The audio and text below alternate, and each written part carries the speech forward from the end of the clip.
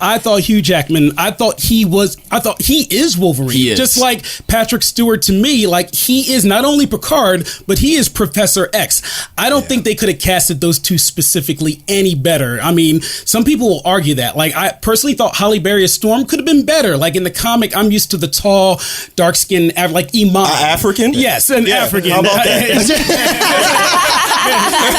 Preach, Dad, preach. Oh boy. But now, and to even like take it further, so now, like, you know, they had there was like the X-Men First Class. My big problem with what Fox is doing with these Marvel franchises is they keep trying to reinvent themselves every movie. Do you guys agree? Yes. Well, Yeah. Well, I mean, how many times has Spider-Man be rebooted? Right. Well, and that's Sony. Right. Yeah. But you see it with the X-Men. You see Days of Future Past. Like, they were like, oh, now see everything that we're doing. Screw it. We're changing everything back to how we wanted it to be. But you know what? But as a moviegoer, how am I going to get attached to someone like? At first, I was like Patrick Stewart. Yeah, like he still like looks like Professor X. So why is he gone? Right. Why did they bring in? Why did they flip it? Like that's what my. Oh, Aubrey, we have a question. No. Wait till you're done. Oh, no, please go ahead. I was gonna say. I mean, I completely understand what you're saying because I thought Patrick Stewart and Ian McKellen did excellent jobs as Magneto and as Professor X, but at the same time, James McAvoy and Michael Fassbender, I thought brought just so much to those roles. I mean, yes, I did think the flip-flopping between that cast and this cast and Days of Future Past, it messed me up a little bit with the storyline, but I thought that what those actors bring to the characters was so good that I was okay with it. I was okay with the confusion with the timelines because I really liked what they brought to the characters. Magneto is 80 years old. Trash. And a Holocaust survivor. Trash. And a Holocaust survivor. He can't do it that way. He wears Depends. He Can't do it. Magnetic diapers. Like, oh no, there I go again. But to back that up also, I'm not somebody who was so incredibly attached to the original characters, to the comic books. So for me, I was kind of coming into this with fresh eyes, not knowing what to expect. So for what it was, I really enjoyed what they did. I was connected to the characters, so I don't like the fact that they would have Rogue in the comic book. I mean, it'd be the truth, and then in the show, in the movie, she has no powers. All they had to do was make a random character with Miss Marvel's powers, and then have her kill that person, and then she would get the flight and the strength, and then she wouldn't be a loser just chilling on the team being a bum. No, I agree. I think the Rogue in the movies, I just think the casting for Rogue was wrong. Like, she's supposed to be a spicy Cajun girl, you know what I mean? Yeah. And this girl, she was timid and scared of everything in the movie. And you know what? And so even to take that further, but like now Deadpool. They finally. All right, so we got two, Devin and Bravo. Bravo, let me ask you about the Deadpool. So you know the story about how when they first had the Wolverine movie, how they had Deadpool. No, I refuse to admit that. You won't acknowledge it. You've spoken of the thing we said we'd never speak about. So like they finally got it right to me. Do you guys agree? Do you think Deadpool was finally on the right track? So where do you think this is going to go from there?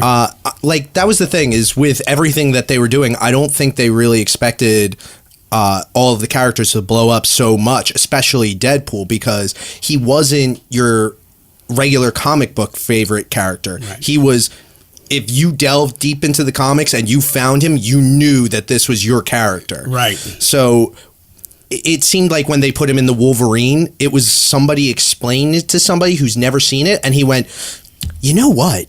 I can make him better. Sewing his mouth shut. Wrong. But you know What was PG-13. You can't do Deadpool. Oh, dude. You can't do Deadpool PG-13. You cannot. They made him the Mimic. That's what he was seeing. the Mimic. Yeah. You know, from PG-13 is a problem for certain characters. You know, you just can't do it. How about Deadpool that YouTuber that wanted to make the Ryan Reynolds Deadpool movie PG-13 Start the petition for an 8-year-old? Yeah. First off, I don't know if you've realized 8 and 13 are not the same numbers. No, and the funny thing about that is, right? And you know what? You're actually right, because I will give Fox credit. They actually had the balls. And no, there's been other R-rated comic book movies, you know, The Blaze and all that, but they actually had the balls to take something that everyone wanted to be kid-friendly and make it for adults. AJ, you actually mentioned last week, you said, what was the budget for Deadpool? I forget the exact number, but like I know at the last minute while like shooting, they cut the budget by like a couple of million. They had to, like, $7 million. What? $7 million? Yeah. I mean, that's ridiculous. But you know what? Now it kind of gives me hope for X-Men Apocalypse. Did you guys see the new trailer? Yes. Yeah.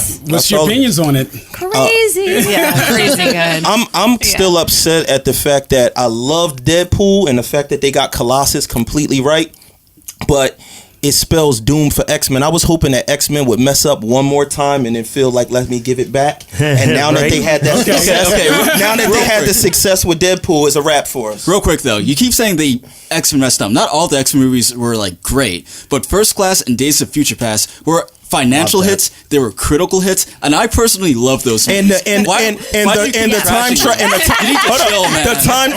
time travel makes no sense. If you could show me how the time travel makes sense, then I'm all for it. But even in Days of Future they're Past, shooting the lightning comic. out their hands, man. It's a comic book movie. No, right. But that's the thing. You're supposed to still make a story that makes some form of sense. If it doesn't make any sense, like we already know that the powers come from something genetic, but it doesn't make sense the other parts of the story. And then like we said, but even in Days of Future Past, the comic, that's pretty much how they did their time travel. No, the way Kitty Pryde. Hold on, wait. Now, you bringing something into a format that's supposed to be a movie for people to understand. True. When you're watching something like Kitty Pryde, transporting people into the past, and then you have it where Rogue comes, touches her, continues to use the power without ever learning how to use the power in the first place. So how do you touch someone, get powers to send people to the past, and just know how to do it? She downloads her memories too. But here's the problem. There you go. This movie is made for not you. It's made for the general public. I know, and that's the problem.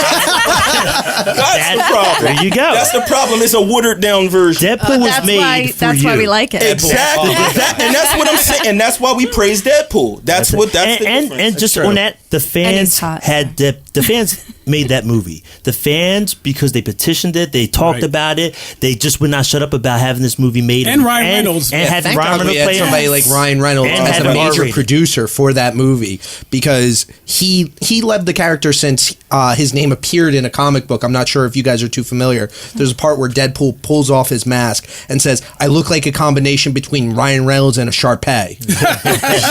And somebody who works for Ryan Reynolds brought it to him, and he was like, "Oh my God, I love this. This is fantastic." I mean, well, and ultimately, because we're about to bring in our special guest, but to wrap it up, I will say this: that Marvel, I think that that Fox is going in the right direction. Like, it's almost making me forget that last Fantastic Four movie. No, never. We didn't even touch that subject. We didn't even touch the Fantastic Four. You don't like the fact that Doom was a teenage angst. I'm about to flip this table over. Let's move this on. Hold on. So that was made by Fox too? Hello. Yes. Damn. Yes. Oh my goodness. That movie was trash. All right, guys. Trash. All right. So we're gonna move on. We have a special guest. I mean, I'm beyond honored to have this guy on. Neal Adams, everyone. Give it up for Neal. How you doing, Neal? I don't know about it. Sorry, he's in a ritual right now, guys. He's calling the ancient gods. Do we have Neal? Neal. Welcome. Okay, well, I'm pretty sure that was a recording of me eating some. Yeah. What? That was like. I think he didn't hear us say hello. So, all right, you know what? We're going to get Neal back on in a minute, but real quick. So while we're on the topic, so what went wrong with Fantastic Four? Let's see. Everything. Now look, we talked about this before. They take the liberties with the movie. I don't have a problem with the Human Torch being black. I have a problem with Sue Storm being a step and all that kind of stuff.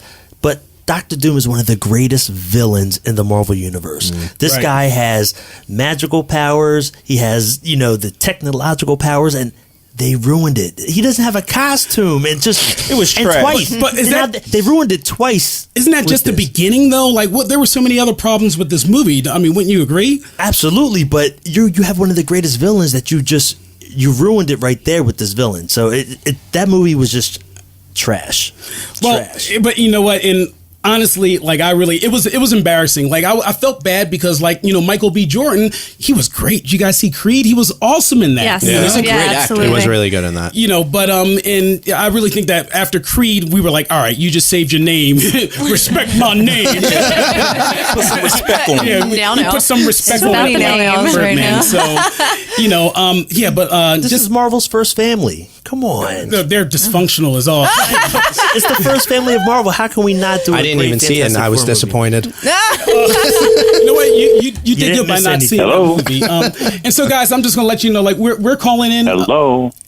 Oh my! Neal Adams is here, guys. Give it up. Neal, thank you so much for joining us tonight.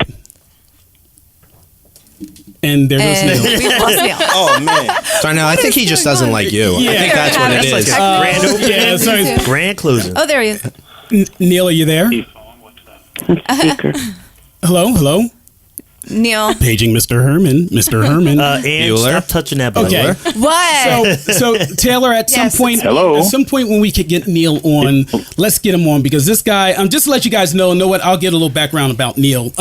Neal actually was one of the pioneers for the common artwork we know today. He started years in 1959. He graduated and he was doing a lot of like freelance work. Was it Archie Comics, Dev? Archie is Yes. where you got to start. Yeah. He did a lot of work for Archie Comics, and during this time, he said actually in an interview he was only making like $16 for half a page, and nowadays we're like that's trash, that's not good money, but back then that was like good pay for an artist. And then what happened was after a little while he ended up just getting more work done, and he started working on the X-Men issues. So he's actually one of the ones really responsible for Professor X, really bringing him as a powerful figure as in the School of Xavier. So I would love to have him on right now, but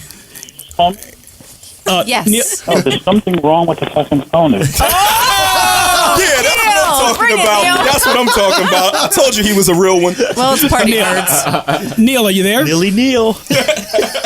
Neal, are you there? Can you hear us, Neal? We don't. We can't hear him though. He Taylor. said there's something wrong with the phone. I mean, we could try with an Ouija board if it really needs to come to Yeah. it. We're gonna have to start Yeah, like. And guys, we wish we could play the Seance. Jeopardy theme right now. Look, I told y'all about Neely Neal. He gets right on there and represents instantly. He gangsta. So, well, you know what? While we're waiting for this technical little stall, let's actually move on to the Game of Thrones. But once Neal comes back, the second he comes back, we are going to abruptly stop this conversation. So, who here watched Game of Thrones? Oh man. Yes. Oh man. Can he? Still hot Can and he bothered get- thinking of it. Oh my You are? God. I was a little scared. Oh, all right. So here's my question. Like I know Bravo, you're kind of starting to read the books right now. This season is going to have a lot of the old and a lot of new too, stuff that hasn't even happened in the books. So I guess my main question is like, where did the first episode? What do you think about it? I thought it was a good way to come back into the season for everybody to get enjoyed and have some of those unanswered questions, some of the cliffhangers answered, but yet still give us more cliffhangers. I don't know. I know we mentioned before the show George R.R. Martin's tweet. Oh, wait. Neal, are you Hello. there? Hello, Neal. I am. You got it. Oh my God. I got like 3 calls. I picked it up and no one was there. I figured you guys died. Were you in a nuclear explosion in your area? Neal, first of all, we so appreciate you coming on. That's part of the problem is that we're like in a parking garage right now. Now. So I had a feeling it was something like that. Either that or the dog pound. there's a lot of dogs in here. So Neal, actually, you've had an awesome career. And I was telling everyone before we cut off kind of what you've done in the past. But let me ask you a question. Oh, wait a second. So you must be talking about my father, Neal Adams. Yes, sir. Joke. Gotcha. Neal, you sly dog. You're so funny, Neal. You make a jokey. So, Neal, let me just ask you, I don't even know where to begin. Oh, first of all, You don't have a question ready. I do. Nobody got a question. He hasn't got a question. There's no question. All right, so how did you become a legend? It's the South How old were Jersey. you when you first started to draw? I was 3. So Neal, you graduated school in 1959, and then I didn't graduate school. Oh, okay. So, how did it all begin? When did your art career begin? Right after high school. Okay. Because it was a bad time back in. You guys live in the enlightened age. Back when I was in high school, every place I went said, kid, we're going to be out of business in a year. Do something else. Save yourself. Right. This is not for you. We're going out of business.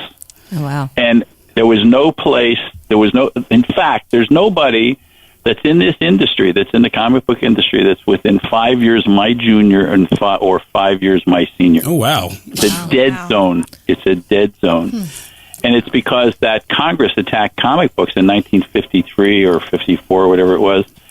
And unfortunately, because of the Army McCarthy hearings, just before that, they showed the hearings on television. Right. Hey, early experiment television, let's destroy comic books. And so they attacked comic books.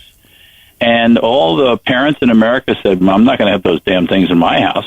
Wow. And so they stopped buying comic books. Well, the kids didn't. The kids kept on buying comic books, but it dwindled and it dwindled and it dwindled until pretty much everybody figured they were going out of business. So when I came along in 1959, you got to remember it's 53 to 59. Right.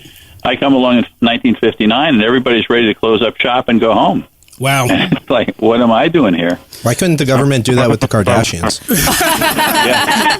Yeah. Shut it down. And so, so during that Trump. time. Oh, God. That's a whole No political debates on this show. So during that time, Neal, you were doing a lot of freelance work. You were, you did work with Archie, and you were pretty much, there was no real stability. And I was paid much more. Than, Wow. Maybe not with Archie, but I did commercial comic books for a place called Johnstone and Cushing, and I did comic books for the National Guard. I did comics for Tintex Dye. I did books for all these other people, but essentially I was paid like 4 or 5 times as much as the guys who were doing comic books were paid. Wow. So even then I had an altered view of what the hell the world was all about. It never came at me, like a car down the road. It was always winding down the highway, and I never knew what was going to hit me and when it was going to hit me and how it was going to work.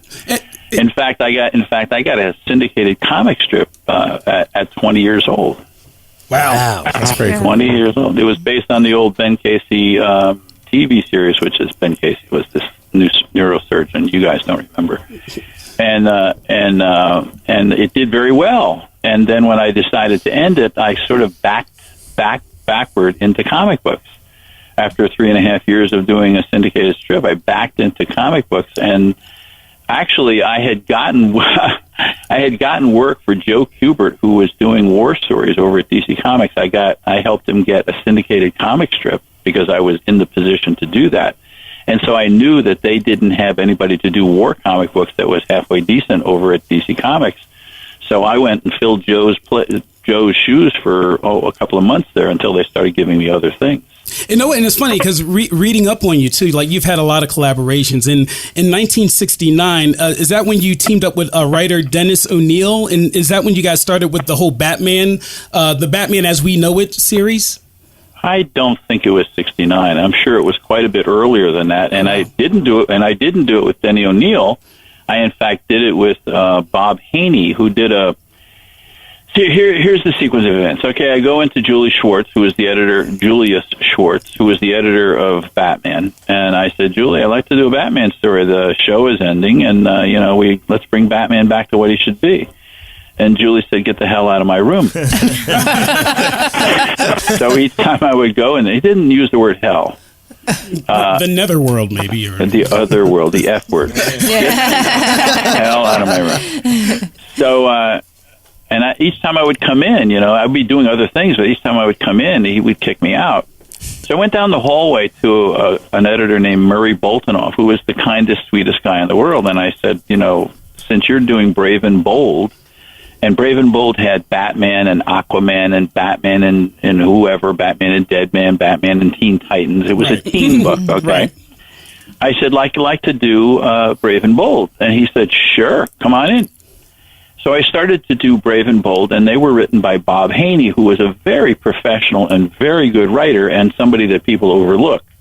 I did about, 5 issues, maybe 6 issues of Brave and Bold and teamed Batman up with all kinds of people and to play the story with a little melodramatic air. I go into DC Comics and it's all dark. Oh wow. And I look down the hall and by one of those exit signs, it's all lit red, there's a hairy guy. And I can't see him very distinctly. And you knew me back then? and he's holding these letters in his hand. Uh-huh. And he yells out, Adams? You? Yes. How come I have these letters from these kids who say the only Batman at DC Comics is in Brave and Bold? I don't know, Julie. You didn't want me to draw a Batman in your books, so I went to Murray Boltinoff and I did. How come you think you know what Batman is? Oh boy, you don't. Well, Julie, I don't think it's just me that knows what Batman is. I think it's me and every kid in America. Oh, wow. The only people who don't seem to know what Batman is you guys here at DC Comics. Oh. And you know what, Neal? So Julie said, "You're working for me." Wow. And that's how I started. And so he put me together with Denny O'Neil, and we cranked out a bunch of Batman stories, and we had a great time. And one of your claim to fame, you have many, but Raj Al Ghul, Neal, this is Jervis. Is it Raj Al Ghul or Raish Al Ghul? Okay. In English, let's try English. R-A-S spells Raz. Raish is for affected people who think they're in France when they go to the local diner and they say, "I want a croissant." Croissant? Can I get a croissant? And the lady behind the counter says, "You want a crescent roll?" Yes, I want a croissant. How do you make your nose do that funny honking sound? Please, just give me my croissant. Well, it looks like a fucking crescent. So it's a crescent. There you go. Leave me alone. So anyway, Neal, this is Devin. I wanted to bring up some things that you did that was a little bit outside of comic books. In the black community, I feel like you're kind of like a pillar in a way because of how you represented us in comic books, as far as your suggestions of bringing Green Lantern and being able to make him a black character, making black characters that weren't all ghetto guys like me. You mean like Muhammad Ali? You mean like Muhammad Ali? Right, yes. right. And also, the work that you did also for artist rights. I think it must have had something to do with your upbringing. I know you had kind of a strange, partly rough upbringing, overseas. Can you tell us a little bit more about that? Not really, but I can tell you the Jon Stewart story. Let me hear it. Okay, so I go into Julie Schwartz. Not that I don't want to tell you about my upbringing, but my upbringing was pretty much Brooklyn. And Brooklyn, I lived in Coney Island, and Coney Island is right next to Bed-Stuy. And guess what? Spanish. You got in a couple fights in your life, right? Yeah. Right. Me, I've spent a lot of time on 125th Street shopping for Spanish-speaking comic books. Oh, wow, okay. That's interesting. So I'm around, okay? So anyway, I go into Julie's room. I say, Julie, I think if Green Lantern gets wounded or some shit, he's got to have a replacement. We need another Green Lantern. He says, we have one. I said, oh, really? He said, yeah, we got the guy named Guy Gardner. And I said, well, I'm sorry, Julie, I don't read the comics. He says, so he pulls out a book. He binds his comic books and he pulls it out. And here's this guy named Guy Gardner. And Guy Gardner is this blonde gym teacher. I say, oh, okay, I see. So this is my plan, Julie. We hit him with a bus. He said, what? I said, we hit him with a bus. What? Why do you want to hit him with a bus? I said, well, kill his well, if we just Run everybody Thought over. hasn't crossed my mind. because if we break his arm, he'll be back in a month and a half. But if we hit him with a bus, he'll have internal injuries. Everything could take a couple of years for him to come back. He'll be eating from a tube too, most likely. Right, exactly. Well, why do you want to do that? I said, I think we ought to have another Green Lantern. He said, why? I said, look, okay, Julie, this alien comes to Earth. Okay, he's a great hero. Ibn Sur, he's purple. Okay, he's got a ring. He's going to die. He knows he's going to die, so he's got to find the next Green Lantern. And he sends the ring all around the world, and it searches for the bravest, most worthy man on Earth. Passes by Batman, Superman, every hero in the DC and Marvel universe, and finds a test pilot. Okay, I'll buy that. Test pilots have balls of steel. I think I wouldn't be a test pilot. You put a gun to my head, wouldn't do it. Okay? So I think that's good. Very good choice. Excellent choice. Okay. Ring's got to go out again. Okay? Travels all around the world to find a second guy. Okay? Passes by Superman, Batman, and all the heroes in the DC and Marvel universe and finds a gym teacher in the Midwest. It's awesome. A white Anglo-Saxon Protestant There's some real dudes in the hood. in the Midwest. I just somehow, I just don't see it, Julie. She says, what's wrong with that? Julie, look, you ever watch the Olympics, Julie? He says, I watch the Olympics. Remember, Julie Schwartz is a New York Jew. He's liberal, and he watches the Olympics, and he does everything that you're supposed to because they're practically socialists. Okay, right. So he says, I watch the Olympics. I said, Julie, how often do you see three white guys lined up? You know, gold, silver, bronze. 3 white guys. I mean, I see Asians, I see black guys. I very rarely see 3 white guys. Wow. Maybe in archery, you know, or I don't know, shot put or something. You know, I'm just saying. I rarely see that. You know, we have a population of the Earth that's 1/3 black, 1/3 Asian, 1/3 Caucasian. Essentially, you know, that's kind of the breakup. And you got this blonde, white Anglo-Saxon gym teacher in the middle of the country who is the next Green Lantern. I just don't think that makes any sense. And Neal, that's why you're the man. Well, and Neal, and know what? Honestly, and know what? Not even to cut you off. I mean, but that's why we respect like what you've done. I mean, the simple fact that not only like you dealt with race issues, you dealt with like the popular story about member Speedy being hooked on drugs. Wait a second. You're running on. You don't think the rest of this story is any good? You think I'm a shitty storyteller or something here? You better let me rock on with this story, pal. Let him finish, babe. Let him finish. I so apologize. Okay. My master, please forgive me. So anyway, Julie says, so you want a black Green Lantern, don't you? I said, Julie, am I that shallow like a puddle in the street you can see through me? Really? He says, well, what if I give you an Asian Green Lantern? I said, Julie, you don't really have a good reputation with Asians. No offense.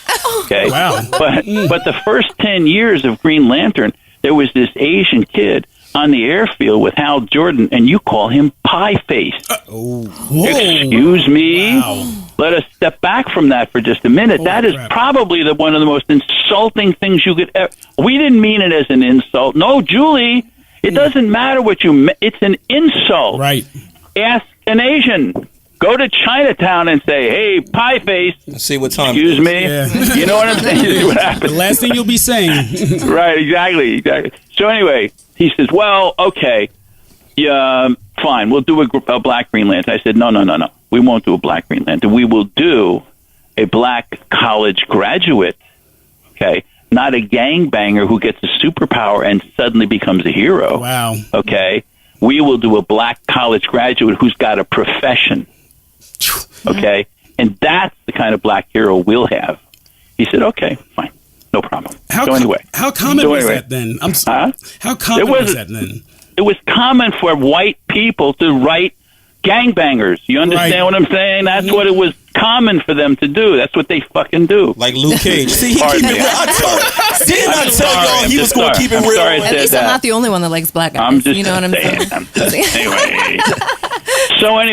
Anyway, Denny writes a story, right? And I start reading. I read the first page, and the guy's tough, and he's good, and he's a good character. And I read his name, and his name is Lincoln Washington.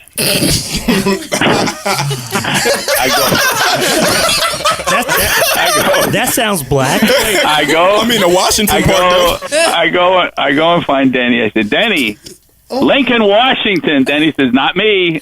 Julie. That's Julie's name. Julie says Lincoln Washington.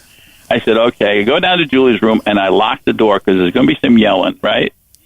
So they say, Julie, Lincoln Washington. He said, what? I know lots of guys with names like that. I said, Julie, that is a slave name. That is like the worst slave name you could ever come up with. What are you talking about? I know lots of... Julie, they're all changing their names now. Hello?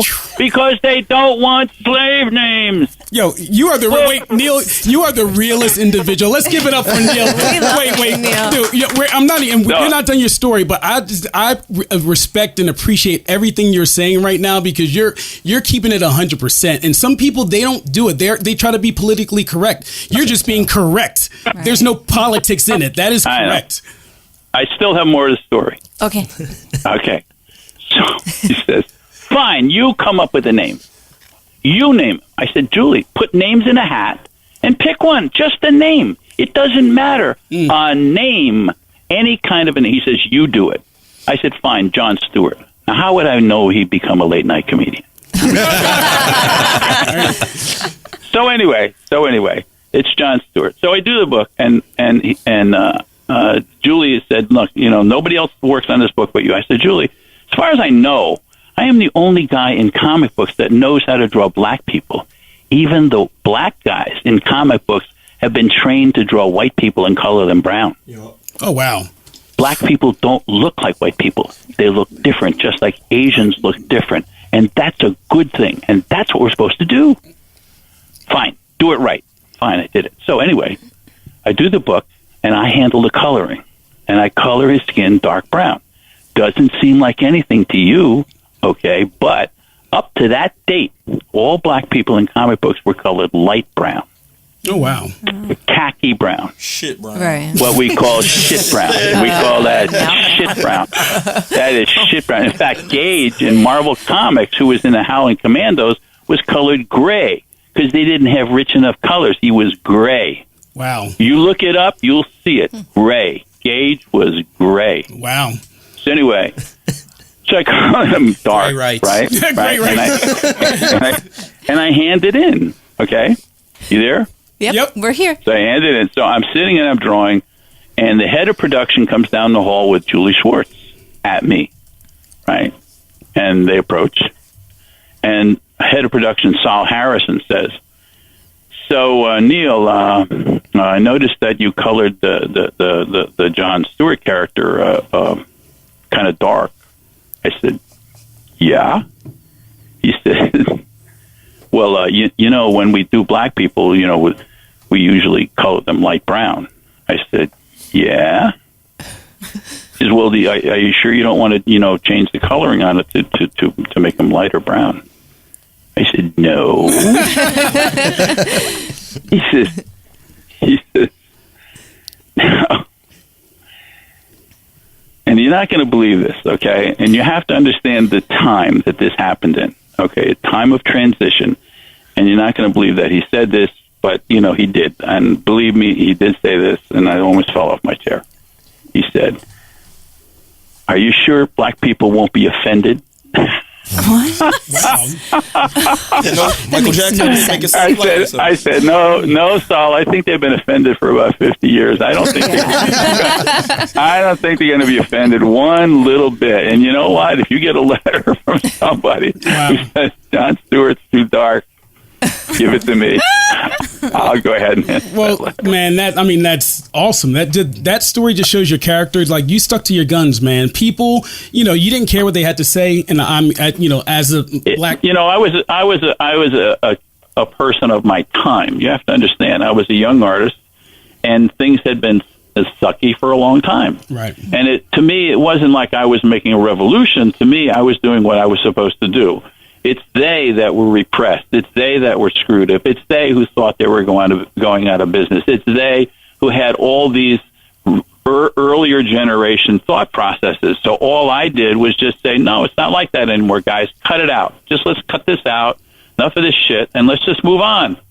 And so they sort of put up with me because you have to understand that when you have one of those guys amongst you, you kind of know that even though he's an asshole, he still is right. And so you let him do it. And that was sort of the way they treated me at DC, that first of all, I could draw better than most of the guys. And that, believe me, that's not an ego thing. I could draw very well, and you know that. Okay? I'm just saying, false humility doesn't have a place in a decent conversation. But I'm saying, so because of that, and because I was doing, a quarter of the covers for them, and people were buying them because of the covers, they pretty much let me do what I wanted to do. Because from their point of view, there was Jack Kirby over at Marvel just kicking the ass out of DC Comics, and they needed something to counteract that. So even though this guy may have rubbed somebody wrong every day, that still, was, leave him alone. Just if he's crazy, but just leave him alone, and it'll work, maybe. And Neal, let me ask you a question just to kind of wrap things up. But let me today, there's a lot more ethnicity in Hollywood and in the superhero genre. Absolutely. Do you still think it's enough? We got Civil War coming. No, enough. Nothing. Look, nothing is enough. It's never enough. It hasn't reached. It hasn't reached that teeter totter where the teeter totter is balanced. Right. It's off to one side. And now we're trying to push it, and maybe we'll push it a little bit too far, but that's okay. Right. I'm watching what's going on, and I'm seeing in commercials, I'm seeing mixed marriages everywhere. Every commercial I see on mixed marriage, they're like forcing it in because the advertising people are trying to go make a point. We're more liberal than everybody else is, and see here, this is what we're doing. Right. And from my point of view, is okay, keep doing that because you know what? That's going to tip the balance. That's going to make it a little bit better. Try not to, crawl down everybody's throat because you're going to get some Southerners who'll put a gun in your mouth. But I'm just saying, let's push it a little bit. I watched gym teachers that are Anglo-Saxon. Yeah, exactly. I watched this thing where they had people they would choose. It was on the internet. 10 people who could play James Bond, and the first number one guy was Idris Elba. That they thought awesome. I kind of thought, oh, really? You guys, that's good. I like that. That's really good. Very cool. And know what? Let me ask you this question. This is totally, we're just going to go out in left field. What do you think? And this is actually good because I'm curious to talk to someone who's actually in the comic industry. What do you think about the Batman versus Superman movie? You're just trying to get me in trouble. We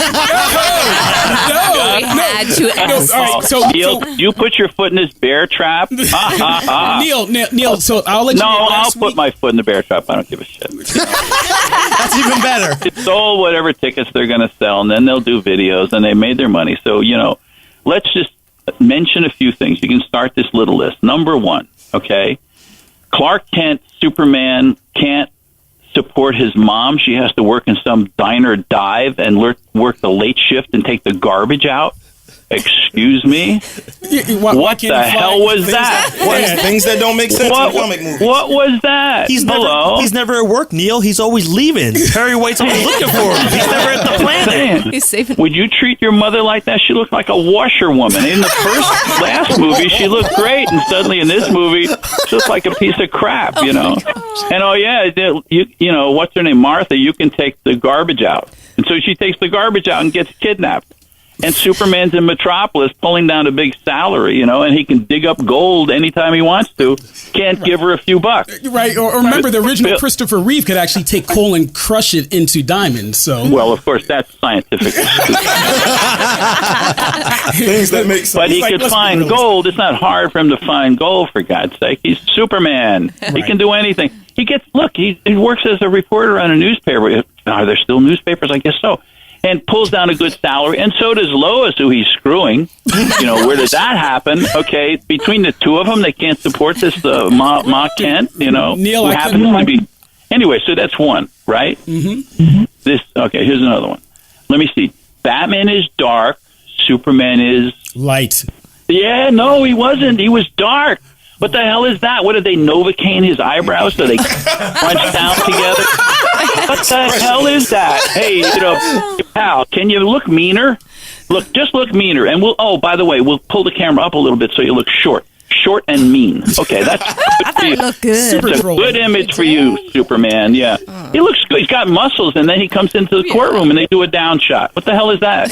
And you know what? And Neal, and that was part of the problem. Never smiles. He never smiles in the whole damn thing. Maybe at the beginning after get. And I never cared. Like, you know what? In the other, I was emotionally attached to Christopher Reeve back in the day, and even Smallville, Tom Welling. Sure. Like you grow to know this character. Right. We could actually go further into it, how they didn't develop the characters, but ultimately, when in the end, spoiler alert, anyone listening, this is going to be a spoiler. But when Superman died, I didn't care. Yeah. And I shouldn't feel like that. Wait a second.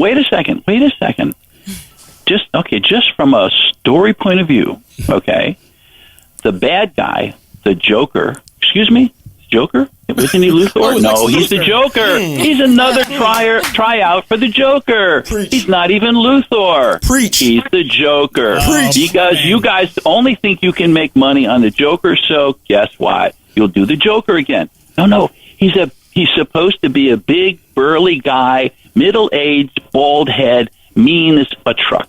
Okay, he's not some guy who bounces around and kind of punches Superman and just and shakes his. He's tough. Ooh, heard it from the God himself. Just like the Joker. Okay, so we're doing that over again. Is that like Zod, the last movie? We recycled Zod because we don't know the Brainiac exists or Darkseid or any of these great characters they could have used. No, we got to recycle the same crap. Neal. So wait a second. His goal. Okay.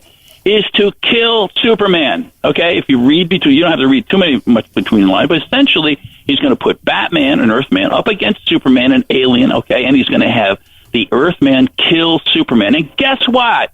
He did, and that's the end of the movie. Bad guy won. Excuse me, bad guy wins. Yeah.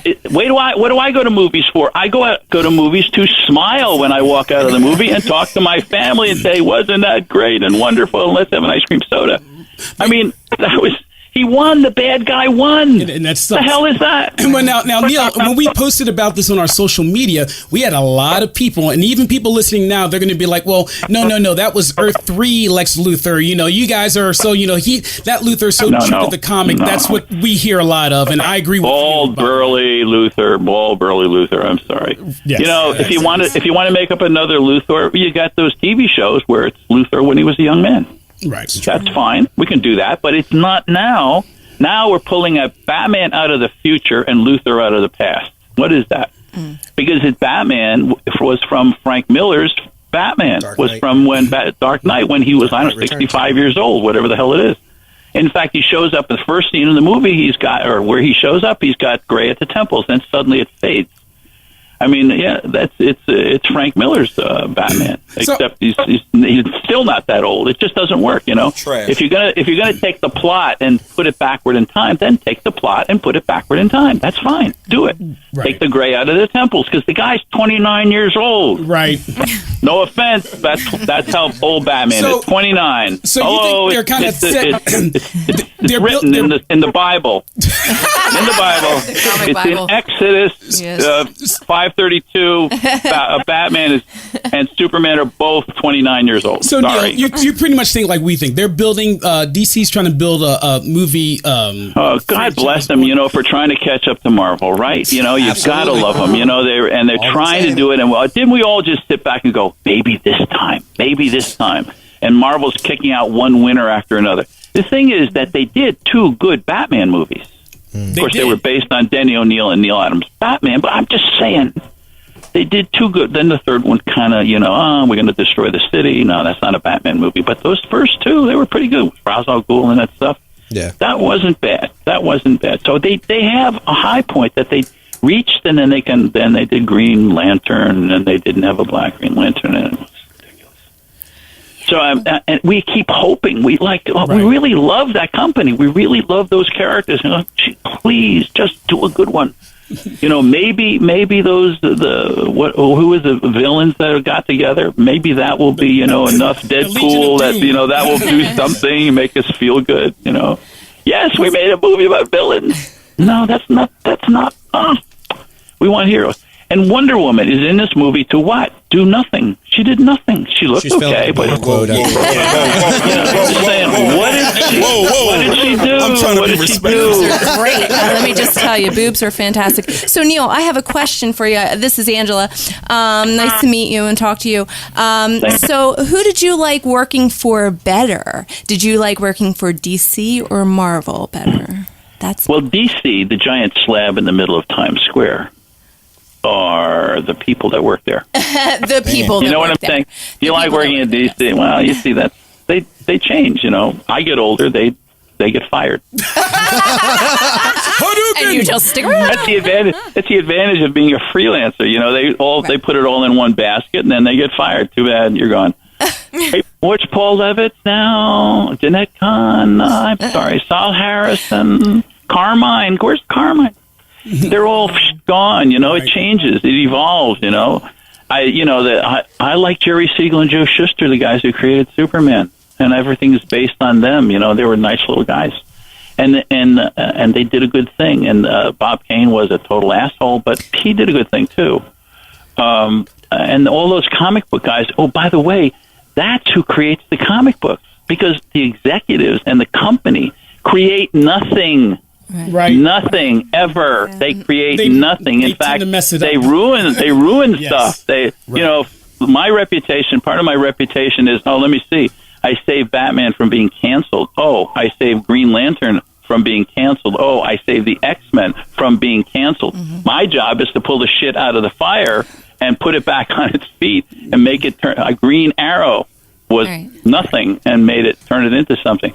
There's us guys out here. We know we're the guys that do it. It's not DC and Marvel, right? They're in spite of Marvel and DC. We are successful. We do great comics. You are, so man. You're the real hero. There we go. Are.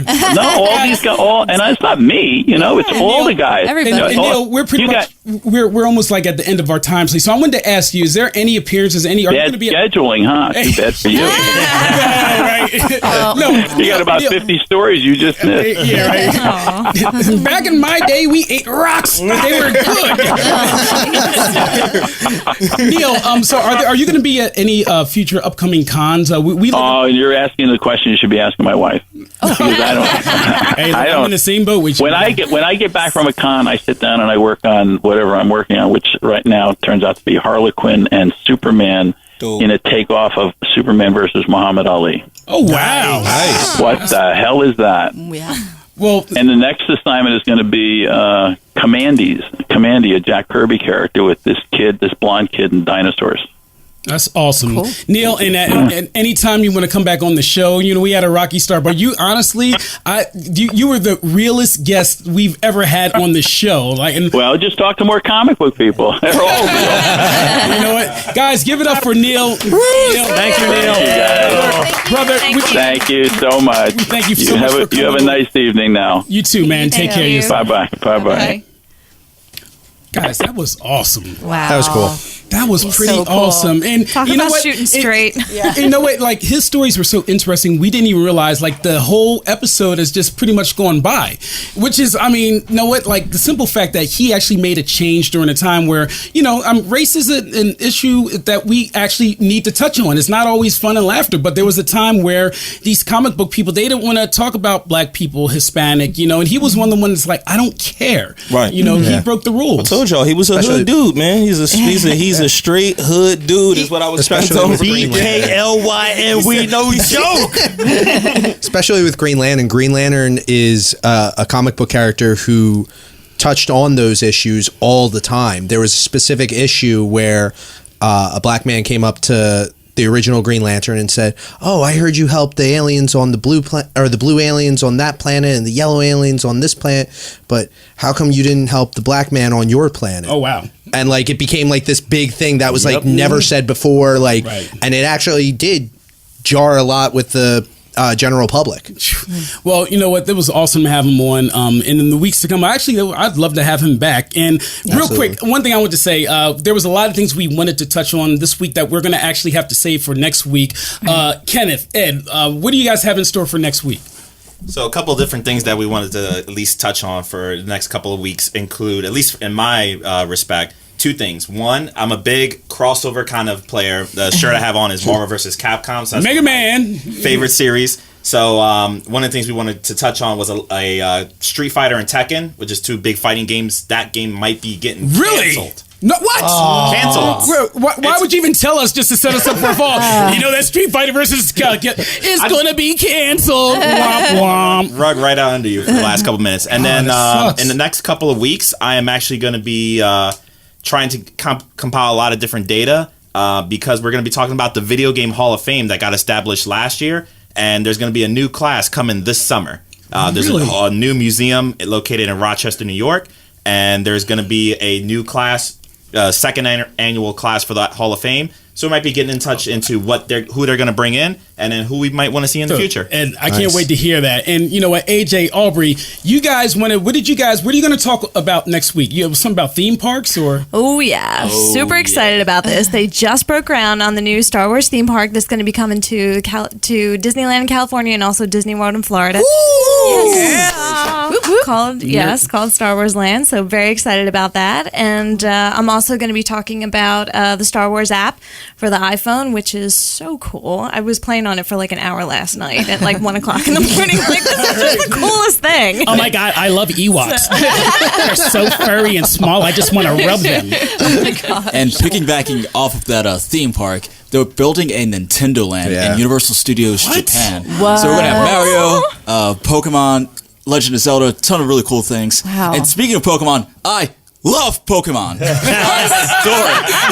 And they're coming out with this game called Pokemon Go. There's in beta testing in a couple different countries. So there's a ton of We'll get into that, but I thought that was supposed to be actually released by now. They still haven't. No, it's coming out this year. It's still like beta test. Like you can't like release all that at once. There's a lot of like testing that needs to be done. But there are gameplay videos out. There are pictures. This is a global thing too. Yeah, it's That's worldwide. awesome. So like that's something I would definitely like to talk about next week in more detail. Well, we actually have a lot. And Jerv, I know you are Mr. You have your graphic novels, man. I'm here just to chill. I'm chilling. Nah, I'm here to talk about whatever. You know, look, we can talk about comics all day. We can talk about the movies all day. I mean, it's good stuff. Can we please? Not right now. Bravo. I mean, Star Wars, we have so much to talk about. So, I mean, I'm going to lay back in the cut here and just enjoy the conversation. Well, next week we got to make sure that we get to to talk about this Game of Thrones, man, and those titties that look like dirty gym. I don't even know. I do have to touch on the George R. R. Martin tweet because I wanted you all to know it before we left. It was George R. R. Martin tweeted right before season 6 had started and said, "I don't know why everybody's so excited for season 6. All it's going to do is make you cry." Yeah, no, why? No, wait, no, I'm not even going to get into it. Because nobody can kill we're not. I want to say it. All right. And guys, real quick, follow us on Instagram if you haven't already. Our tag is at Partynerdz, PARTYNERDZ. We're also on Twitter, same thing, at Partynerdz. Jerv, you have Yeah, I'm at SayJerv for Twitter and Instagram at SAYGERV. And what is yours, wifey? At Team MILF Mom. Word. Oh, MILF Mom. You are MILF on Mom. IG. Sorry. Dev. At Devin Wade, DEVINWADE. Okay, Bravo. At I'm That Bravo. Real simple. Wait, slow down. What do you mean? AJ? Oh, I don't have a Twitter, but I have an Instagram. Yeah, what's your IG? Alonzo1948. Alonzo. Very nice and very original. Mine's is I'm on all the social medias at Eddie Road Dog with 2 G's. Aubrey, what is yours? I'm on Instagram at AubsVox, AUBSVOX. All right, and guys, thank you. Let's give it up for everyone. Guys, give it up for Neal Adams. He was an awesome guest. Thank you, Neal. Yep. And next week we got a whole. Trust me, we got a lot. There was a lot we were holding in, but we're gonna let it out next week. Like, that was good, guys. Everyone, have a good evening, and we'll see you next week. Peace. Yay.